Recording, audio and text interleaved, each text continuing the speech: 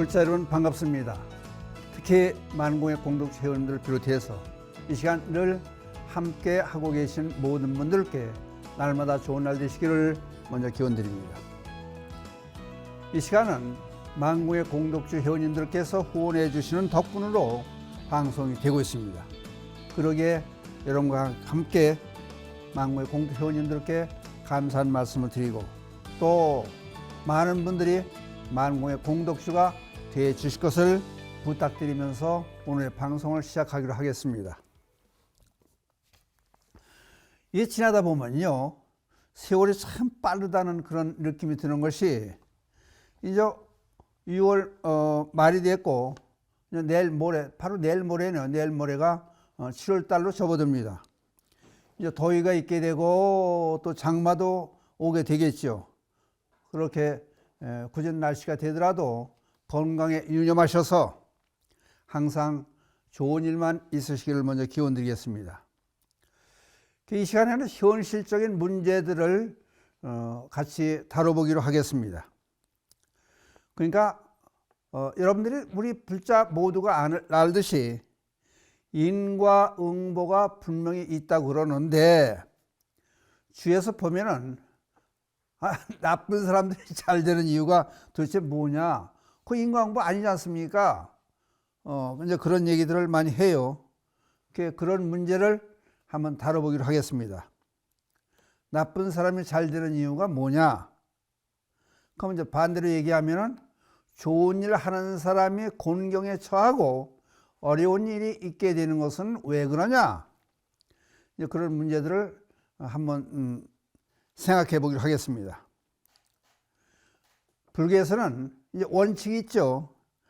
악한 행동을 하지 말고 선행을 해라. 그렇게 가르치는 이유는 왜? 너와 내가 함께 행복할 수 있고 사회나 국가가 제대로 된 질서를 유지하고 인륜 본연의 상태를 유지하기 위해서는 선인선과 악인악과를 마음에 새겨서 좋은 일을 하는 그런 세상이 돼야 우리가 추구하는 극락세계 같은 삶을 살 수 있을 거 아니냐, 그런 얘기가 돼요. 그러면서 또 한 가지는 모든 행위는 원인이 되고 그 원인에 대한 과보가 반드시 오게 되는데 이제 그거를 전세에 어떤 원인을 지었느냐, 여러분들 궁금하실 거 아니에요. 아니 전생에 나는 어떤 일을 했는가, 선행을 베풀었나, 그렇지 않으면 악행을 일삼았나, 궁금할 거 아니에요. 전생을 알 수가 없으니까. 근데 여기서 미리 말씀드리면 전생은 뭐 100년, 200년 전의 일도 전생의 일이라고 할 수 있겠지만은 지금 이전의 일들을 모두 전생이라고 할 수도 있는 거예요. 그러니까 우리가 알게 모르게 의도적으로 하는 행위도 물론 있겠지만은 무의식 중에 자기도 모르게 선행을 베풀 수도 있고 또 자기도 모르는 사이에 악행을 베풀 수도 있는 거예요. 신한 말로, 쉬운 말로, 지나가다가 심심해서 돌멩이를 던져서 연못에 집어 던졌어요. 연못에 집어 던졌는데 그 돌멩이로 하여금 물고기가 맞았다든지 개구리가 맞아가지고 상처를 입힐 수 있는 거예요. 나는 모르게 다른 사람을 해칠 수 있고 또 지나가다가 길바닥에 깨진 병 조각이 있어서 그거를 집어다가 쓰레기통에 넣는다든지 다른 사람이 다치지 않게 그냥 지나가다 자연스럽게 옮겨놓고 왔어요. 근데 그걸로 해서 어린이들이 다치지 않고 좋은 일을 한 그런 결과가 될 수 있는 거예요. 그러니까 이런 모든 일들을 우리는 모르니까, 그래서 이제 인과경에 그런 얘기가 나와요. 현세 네가 어떻게 살고 있느냐, 예를 들면은 재물이 없어서 가난하게 살고 있다. 그러면 전생에 이걸 뒤집어 보면 돼요. 전생에 열심히 일하지 않고 베풀질 않아 가지고 복 짓는 일을 못 해놨기 때문에 어렵게 산다. 이제 그 얘기가 되는 거예요. 그러면요, 또 내 생에 궁금할 거 아니에요. 아우, 내 생에는 내가, 그럼 내 생 100년, 200년 후보다도, 그러면 5년 후에, 10년 후에는 내가 어떻게 살 것인가? 부유하게 살 것인가? 곤궁하게, 가난하게 살 것이냐? 이거 생각해 보면은, 현재 내가 어떻게 하고 있느냐에 따라서 틀리다. 내가 지금 복을 짓고 있느냐, 복을 까먹고 있느냐, 악행을 저지르고 있느냐, 선행을 하느냐. 그에 따라서 5년 후, 10년 후, 100년 후가 결정이 지어진다. 그 얘기가 되는 거예요. 근데 우리는 그런 생각은 안 하고 당연 눈앞에 보이는 그저 행복한 사람들 옆에서 보면 부럽기만 하고 또 옆에서 보는 사람들이 그 잘못되는 것 같은데 악한 일만 하는 것 같은데 펀드 이렇게 잘 살아요. 근데 어떤 사람은 내가 보기에 또 착한 사람 같은데 어려운 일만 있고 곤궁에 처해 있는 거예요. 근데 그 판단 기준이 이제 그거부터 우리는 고쳐야 돼요. 이제 옆에 주위에 있는 사람, 나 자신을 비롯해서 주위에 있는 사람들을 보고 그 사람이 선한 행동을 하고 있느냐, 악한 행동을 하고 있느냐 하는 것은 어디까지나 우리 주관의 입장에 주관으로 보는 거예요. 나한테 잘했으면 어떻게 해요? 그 좋은 사람이라 그러고 나한테 잘못하고 좀 서운하게 하면은 그건 못된 사람이라고 소문내고 다니고. 근데 우선 객관적으로 봐야 되는데 우리들은 객관적으로 볼 수 있는 힘이 없습니다. 누구나 없다는 거예요. 왜? 객관적으로 볼 수가 없기 때문에 그래요.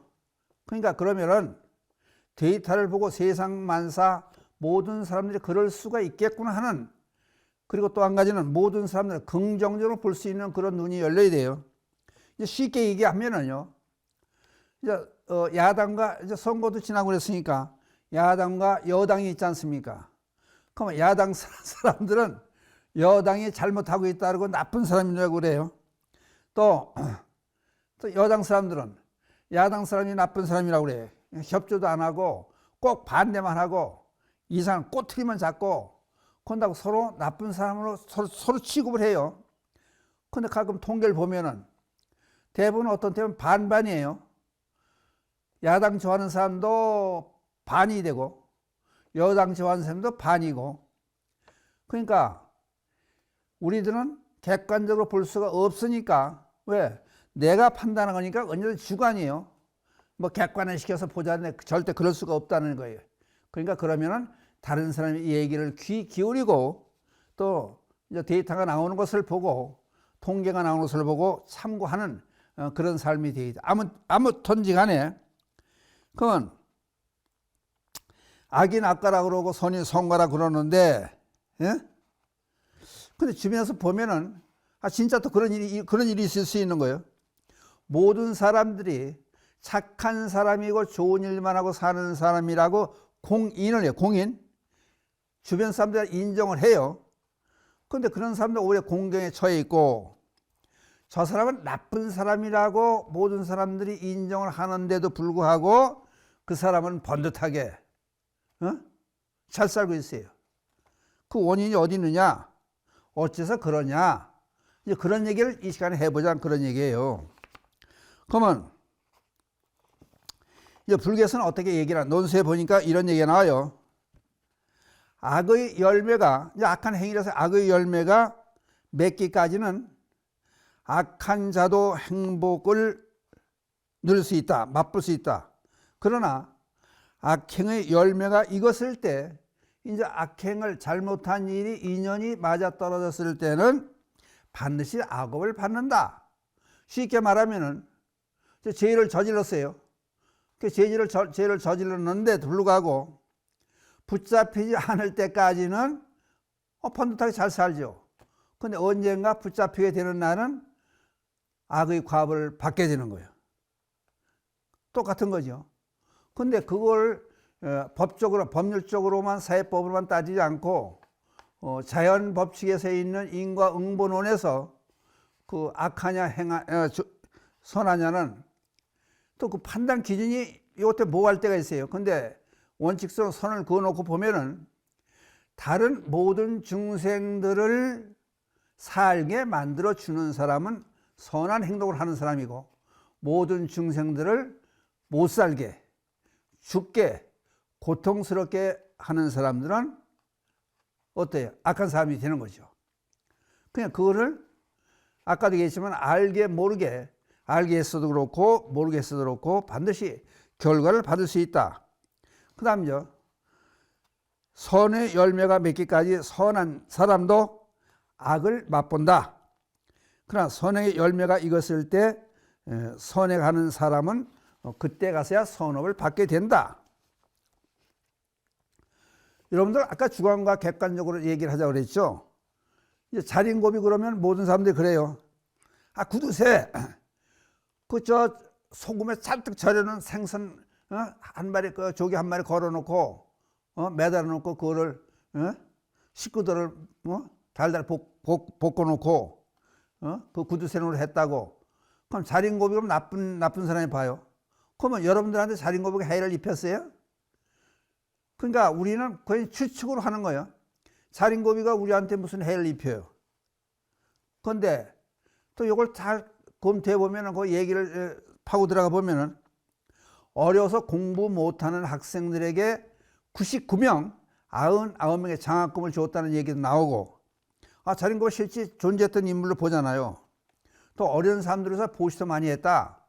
자기 자신들에게는 사치하고 그냥 낭비하고 그런 걸 안 했지만은 그 대신에 다른 사람을 위해서는 베풀고 살았다. 그냥 우리는 어떻게 생각하냐에 따라서 틀려지는 거예요. 그럼 재벌로 잘 사는 사람들은 어떤 한쪽에서 보면 무조건 무시하는 쪽이 또 그런 대세가 있더라고. 그러니까 돈 잘 벌고 잘 사는 사람들 보고 흥청만졌어 그런 것 같지만은 옛날에 현대그룹의 정정 회장 보세요. 아니 구두를 10년을 신었네, 20년 신었네 그러잖아요. 신사복이 2벌밖에 없었느니 뭐 그런 얘기까지 나오고, 다른 사람들은 전부 칼라 텔레비전을 보고 있을 때 정정 회장 부인하고 같이 앉아서 흑백 텔레비전을 봤다. 식탁, 책상이 몇십 년 쓴 걸 그대로 쓰고 있더라. 그러고도 어렵게 사는 이북 사람들에서 소를 몰고 하고 주로까지 갖다 주고 사회 기여하고 살았잖아요. 그렇게 좋은 일을 했던 그런 결과에서 현대가 지금까지 잘 되고 있는 거 아니냐, 그런 얘기까지 나오는 거예요. 그러니까 그게 좋은 일을 얼마큼 많이 했느냐, 그 결과가 바로 나올 수 있고 나중에 나올 수 있고 이제 그렇다는 얘기가 되는데, 그럼 악한 자가 복을 받는 이유가 뭐냐? 이제 경전에 있는 논수에서 이제 따와서 말씀을 드리는 거예요. 그가 지은 악이 미숙하고 전생에 지은 복의 과보가 오히려 많이 남아있을 때는 악한 행동을 해도 묻히게 된다. 과보를 받게 돼도 표시가 나지 않는다. 그건 이렇게 볼 수 있는 거예요. 숫자로 따져보면 은행에 예금을 많이 해놨어요. 한 10억을 해놨어. 근데 잘못된 일을 해가지고 벌금을 1,000만 원 내놨어요. 표도 안 나는 거예요. 그러면은 그냥 뭐 그 걱정도 안 하고 지내는 거예요. 똑같은 거예요. 그 다음에 선행자는 이제 화를 받는 선행자가 화를 받는 이유는 뭐냐? 선한 행동을 하긴 했는데 그게 약하다는 얘기예요. 전생에 지은 바가 악보가 강하기 때문에 거기에 묻혀서 제대로 안 된다는 거예요. 예를 들어서 이렇게 볼 수 있는 거예요. 지나가다 넘어졌는데 전생에 좋은 일을 많이 했기 때문에 다리가 부러질 그런 일인데 상처가 나서 한 달 동안 병원에 다니게 되더라. 그 병원에 다니는 그 자체가 우리는 고통으로 보는 거예요. 그러니까 선업을 많이 쌓았으면은 그런 일이 없다. 그렇게 되기 때문에 눈에 보이는 현실 속에서 인과의 도리를 무시하거나 또는 윤리의 논리성을 의심하지 말아라. 이제 그 얘기에 대해요. 이걸 이제 교리적으로 설명을 한번 해볼게요. 이제 우리가 행동을 하면은 그 위에 나타나는 이제 선업이라든지 악업, 결과에 대해서 이제 네 가지로 구분을 해놓고 있어요. 순현업, 그대로 하면 순현수업 그러는데, 현재 한 행동에 대한 대가를 이 생에서 받는 거예요. 그러니까 이 생에서 한 행동에 대한 대가를 이 생에서 받는다. 그 다음에 두 번째는 순생업, 그래서 현세에서 한 선악의 행위가 다음 생에 가서 받게 된다. 그 다음 순후업, 현생에서 지은 업이 3세 후에 3번의 생을 거친 그때 가서 과보를 받게 된다. 그리고 여기 이제 부정기적으로 온다. 부정수업 그래요. 현세에서 지은 행위가 그 과보를 받는 생이 아직 정해지지 있지 않다. 그럼 언제 받게 되느냐? 인연이 맞아떨어질 때 받게 된다. 그 예를 들어 그런 거예요. 전생에 좋은 행동을 해서 많은 사람을 구해주고 죽는 목숨을 살려줬다. 근데 그거를 다음 생에서 그 사람을 만났더라. 그러면 그게 그때 가서 과업을 받게 되는 거예요. 그럼 그때 가서 좋은 결과를 맺게 되는 거예요. 그러니까 반드시 이 생에서 지은 일이 이 생에서 결과가 나든지 다음 생이든지 그 다음 생이든지 언제건 반드시 결과는 받게 된다. 근데 그걸 결과를 받게 된다면은 어떻게 되느냐? 인연이 무르익어야 된다. 그러니까 여기서 여러분들이 이제 알아야 될 건 뭐예요? 뭘 느끼셨어요? 과보를 좋은 일을 많이 쌓아야 된다. 쉽게 숫자적으로 표시하려면은 은행에 예금 통장이 있는데 예금을 많이 해놔야 된다. 꾸준히 해놔야 된다. 그럼 우리가 살다 보면 선행만 하고는 살 수가 없어요. 왜? 모르게도 악행을 저지를 수 있으니까. 근데 길을 가다가 바쁘게 가는 거예요. 그러니까 밑에 개미떼가 지나가는지는 모르고 지나갈 수 있죠. 등산 갔다가. 그러면 다른 생각 가다가 보면은 무의식에라도 개미떼를 밟아서 한 번, 두 번 밟으면은 100마리도 죽을 수 있고 200마리 죽을 수 있는 거예요. 자기도 모르게. 그러니까 그런 행위를 저질렀으면은 100마리, 200마리를 죽였으면은 전생에 지금 시간 이전에 1000마리, 10,000마리를 살려줄 수 있는 그런 행위를 했으면 그게 묻혀가는 거죠.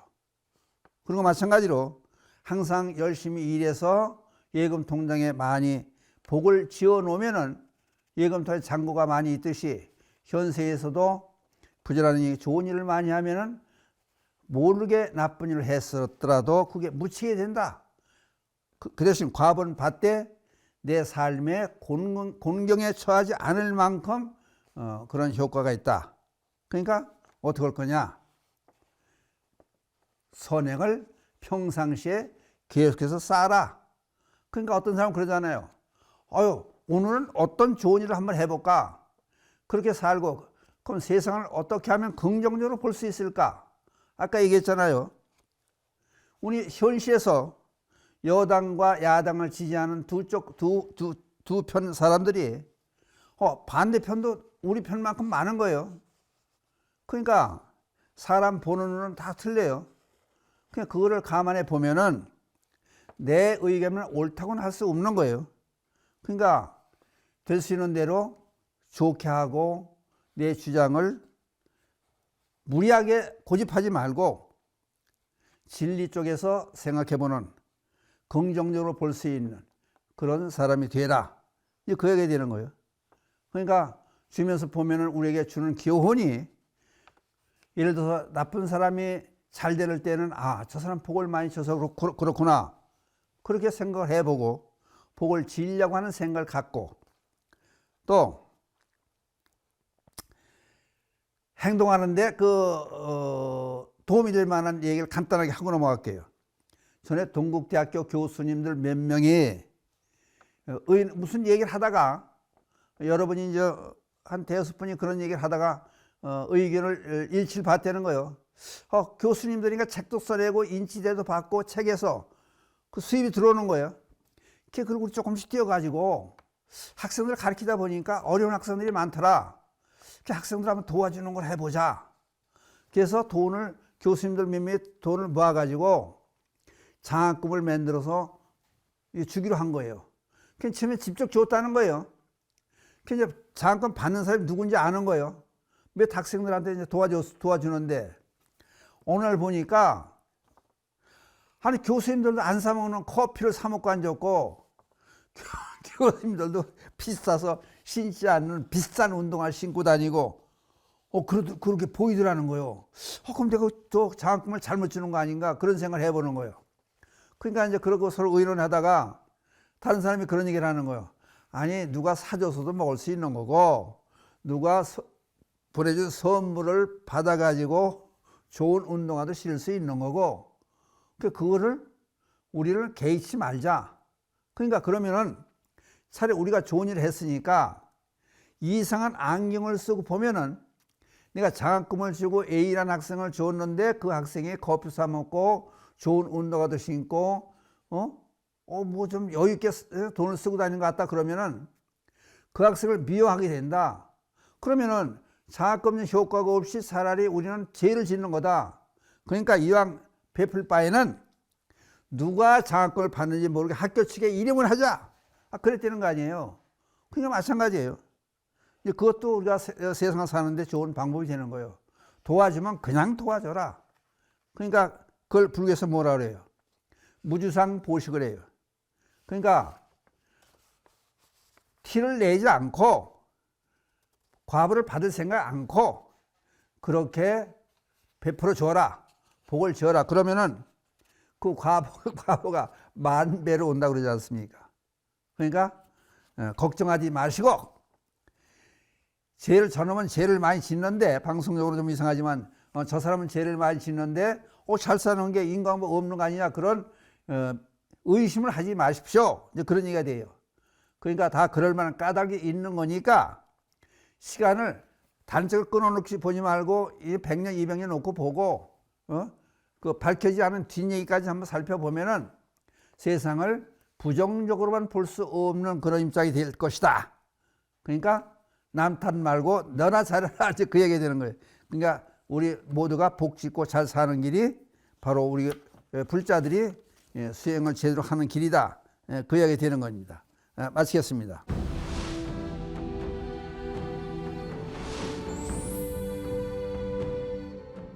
감사합니다. 이번에는 지혜의 곡간 그래서 여러분들이 궁금해하는 것을 불교적인 입장에서 그러니까 사회에서 있는 얘기와 불교의 얘기를 같이 섞어서 해답을 드리고 하겠습니다. 이제 부부가 어떻게 만나느냐 인연에 대한 말씀을 드리려고 그러는데 어제 지난 토요일 날이에요. 토요일 날 서울의 신도님께서 찾아오셔가지고 딸이 하나 있는데 딸을 결혼시키기로 해서 결정을 지은 거예요. 결혼시키기로 한 거예요. 결혼 날짜까지 잡았어요. 고맙다고 스님을 만나 뵙고 와야 된다고 부모님이 신랑 셋이 아들과 딸과 사윗감을 같이 데리고 왔어요. 그래서 만나서 이제 식사를 같이 했는데 이렇게 첫 번에 보니까 그 딸은 지금 결혼한 입장이지만은 중학교 다닐 때부터 알아요. 20년 넘게 아는 입장인데 자주 왔다 갔다 하고 그런 입장이었었어요. 근데 그 신랑감을 이렇게 보니까 둘이 많이 닮았어요. 걔네 그랬어요. 어떻게 남매 같다. 둘이 인연이 보통 인연이 아닌가 보다 했더니 그 어머니가 그래요. 이제 어머니하고 아버지가 다 신도인데 그런 소리를 많이 해요. 이웃에 사는 사람들도 둘이 닮았다고 그래요. 닮으면 어떤 뭐 좋은 점이 있어요, 나쁜 점이 있어요. 그래서 같은 생각을 하고 좋은 인연으로 만났기 때문에 이미지가 비슷하고 닮은 것처럼 보인다. 그런 얘기를 했어요. 그랬더니 좋아하더라고. 그러면서 예를 들어서 이제 이런 경우가 있어요. 어떤 환경에서 어떤 생각을 하고 어떻게 생활을 하느냐. 그러니까 예를 들어서 입양을 받아가지고 아들, 딸을 입양받아서 키우는 사람들이 많잖아요. 그런 사람들 보면은 10년, 20년 가다 보면은 자기 배 아파서 낳은 아이가 아닌데도 불구하고 아버지, 어머니를 닮아요. 그게 뭐냐? 그러면은 같은 환경에서 같은 생각을 하고 같은 식사를 하고 그렇게 살기 때문에 닮아간다는 거예요. 그러니까 심지어 어떤 사람은 그래요. 불자하고 택시 운전하는 사람들이 그러더라고. 이 택시 타보면요, 저는 불자하고 기독교인하고 구분이 돼요. 그래. 그럼 어떤 측에서 그러냐? 뭐 기독교 측은 얘기 안 할게요. 불자들은요, 인자하고 마음이 너그러워요. 그러면서 이제 가는 길도 큰 길에서 이제 택시 기사들이 힘들할까봐 큰 길에서 내린대요. 근데 이제 다른 사람들은, 다른 종교 믿는 사람들은 자기 집 앞에 골목까지 전부 간단한 거예요. 근데 지금은 이제 카드로 하는 택시 요금도 지불하지만은 돈을 낼 때도 잔돈까지 100원짜리까지 전부 받아간대요. 불자들은 안 그렇대요. 그러니까 어떤 종교를 믿고 어떤 생각을 하고 어떤 가르침을 받느냐에 따라서 모습과 행동이 변해가고 어떤 행동을 하느냐에 따라서 얼굴 모습이 변해진다. 그러니까 옛날 40, 50이 되면 얼굴에 대한 책임을 지라고 그러지 않습니까? 그 마찬가지로 부부는 닮아가는 사람과 이렇게 남매처럼 그렇게 보이는 사람들은 이제 천생연분이라고 그래. 그 전생의 인연이 깊었다.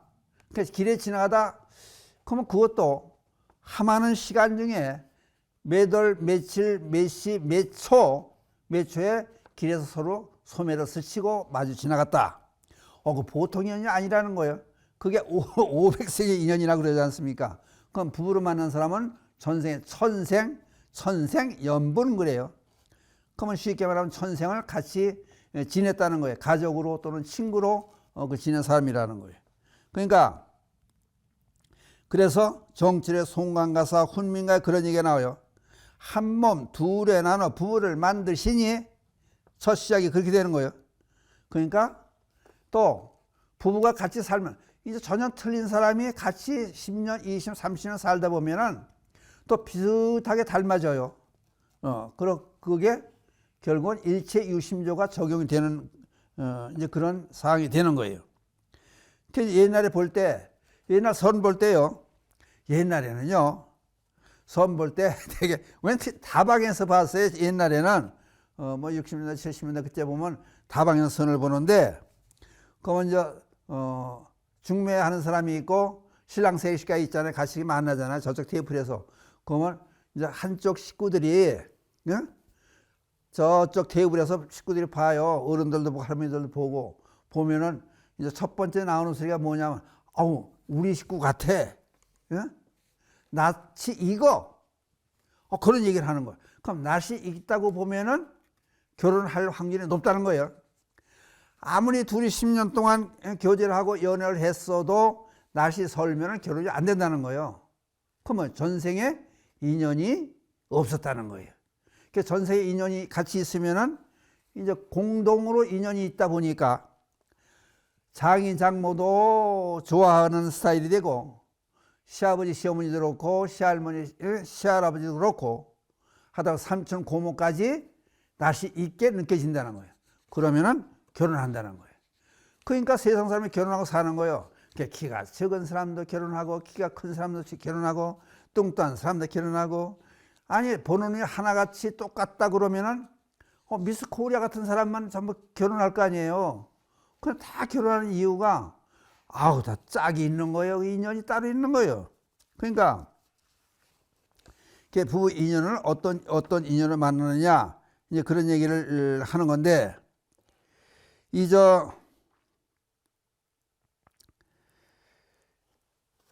살면서도 근데 가끔가다 이제 옛날 역사 얘기를 더듬다 보면은 이게 부부가 일심동체다는 얘기가 여러분들 황희정성 얘기 알죠?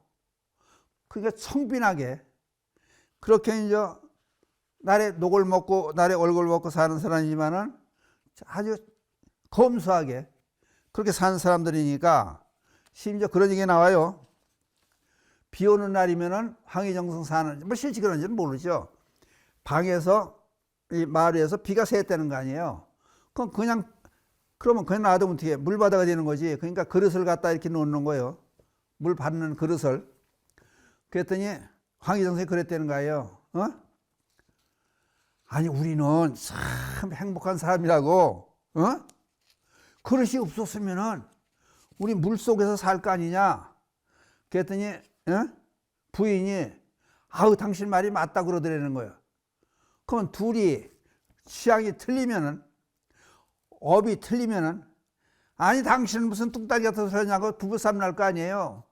그 둘이 죽이 맞으니까 누구마다 죽이 맞으니까 그릇 갖다 놓고도 앉아 좋다고 물방울 똑똑 떨어지는 소리를 듣고 낙으로 삼고 그렇게 지낼 수 있는 게 같이 마음이 합일이 되니까 부부가 같은 생각을 하고 같은 취향이 있는 사람들이니까 그걸 천생연분이라고 그러지 않습니까? 그러니까 마찬가지로 그렇게 두 부부는 인연이 맞아 떨어져야 같이 산다. 이제 그 얘기가 되는데 이 보면은 이제 불교에서 보는 게 그럼 어떤 사람들하고 만나느냐 전생에 어떤 사람하고 부부가 돼서 만나느냐. 그러면 이제 옥야경에 보면 그런 얘기가 나와요. 아내 7가지 유형에 대한 거. 아내의 입장에서 이제 남편 입장에서 보는 거야. 아내가 7가지 경우가 있더라. 이제 어머니 같은 아내, 전생에 어머니로 있던 사람이 부인으로 온다는 거예요. 그건 남편을 아끼고 자식을 생각하듯이 항상 곁을 지키고 밖에 나갈 때 흠잡히지 않도록 마음을 쓴다. 전에 신도 하나 보면은 이제 애 아들을 키우고 사는 사람이 이제 좋은 그 인류 신문사에 기자로 있었는데 아니 넥타이까지 처음 어머니가 사서 출근할 때면 넥타이를 매줘요. 그 어머니 그게 이제 어머니 입장이지 말하자면은 어머니 같은 부인이에요. 그 전부 어머니 같은 사랑으로 이렇게 뒷발을 해주는 거예요. 그 다음에 누이 같은 부인이 있다는 거예요. 남편 섬기를 형제같이 한다. 그러면 이제 오누이가 변덕을 안 떨어요. 그러니까 한결같다는 얘기예요. 한결같이 남편을 섬긴다. 그 다음 친구 같은 아내가 있다는 거예요. 남편에 대한 생각이 지극해서 서로 의지하고 또 사랑하며 떠나지 않는다. 취미도 같아요.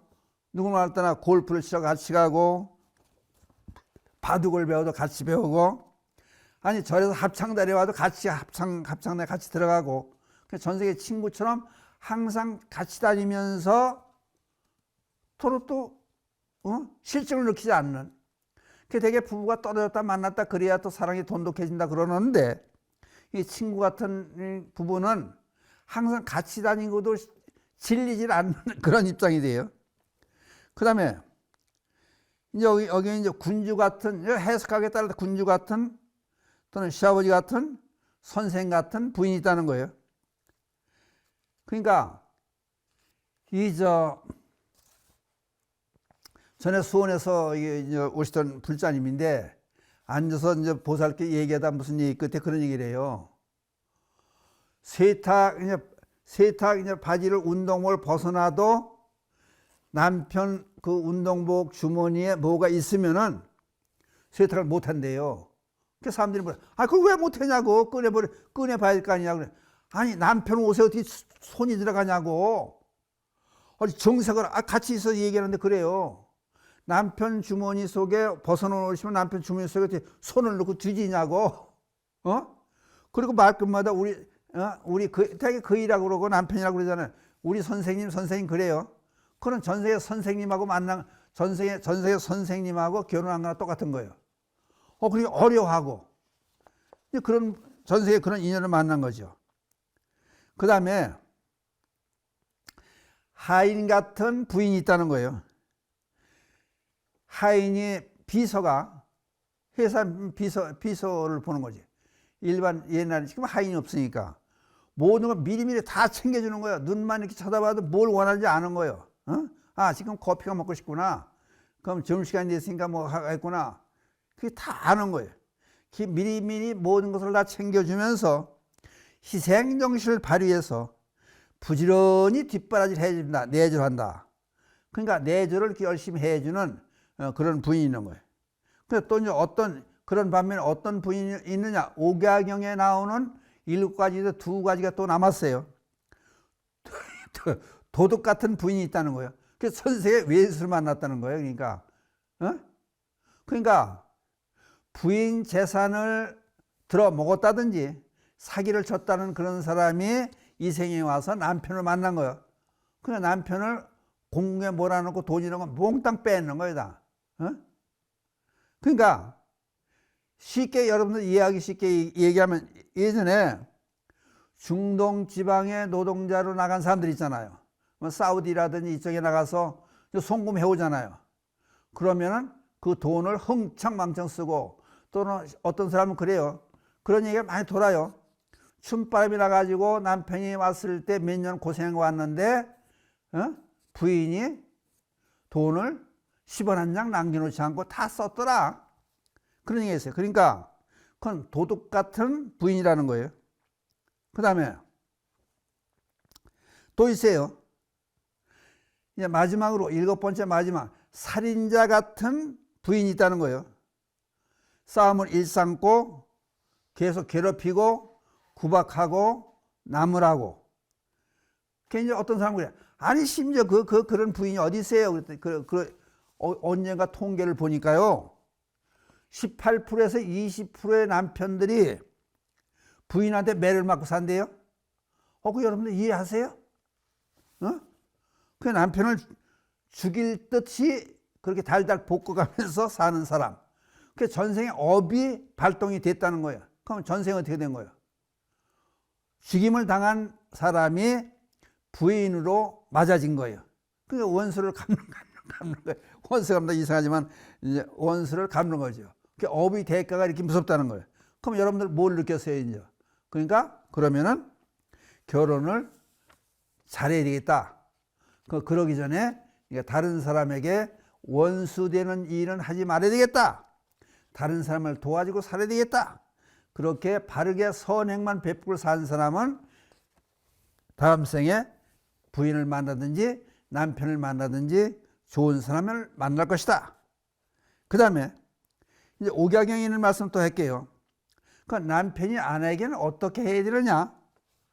이게 옛날 부처님께서 설하신 말씀이에요. 첫째, 바른 마음으로 아내를 공경하라. 이거 신처럼 모시라는 얘기까지 나와요. 아내를, 남편 입장에서. 그러니까 이 얘기 들으면 아마 그 부인 되시는 분들은 불교가 참 좋다 그럴 거예요.